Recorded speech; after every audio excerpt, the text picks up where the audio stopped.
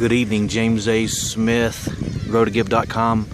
I'm at the world famous Siesta Key Beach tonight, Wednesday, October 15th, 2013. I came out here looking for peace, serenity, relaxation, hope, and something to inspire you with. And you know what? We always find what we're looking for. We really do. Have you ever noticed when you got that blue truck or that green sweater or that brown chihuahua? A lot of people's got those things. You ever notice that? You never noticed it until you had them, right? I mean, now they're everywhere.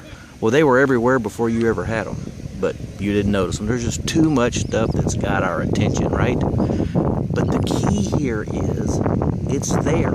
It's there even though I don't notice it. It is there, okay?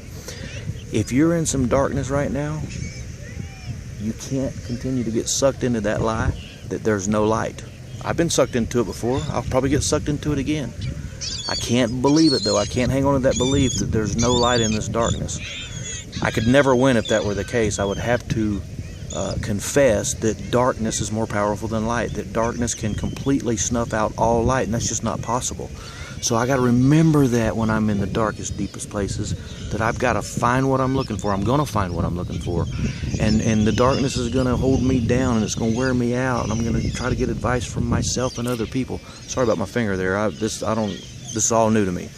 But when I'm in that darkness, if I was ever going to look for light, that's when I've got to do it. Obviously, if I'm not in darkness, I don't have to be looking for light. You got to look for the light if you're in that darkness. If you're going through a divorce, or if you have an addiction, or if if somebody's abused you, or you're rock bottom financially, you're just broke. Look, there is light in there that you can't even see now. I can't even see. We can't even fathom it.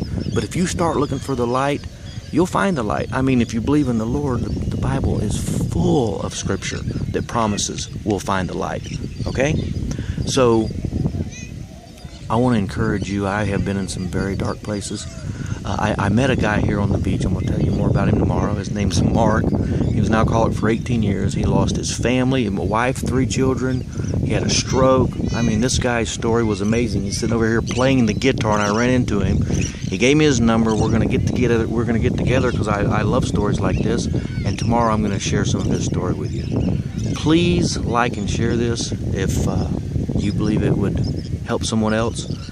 We're going to do a lot of these, and I appreciate you giving me your time. GrowToGive.com. Knock 'em alive.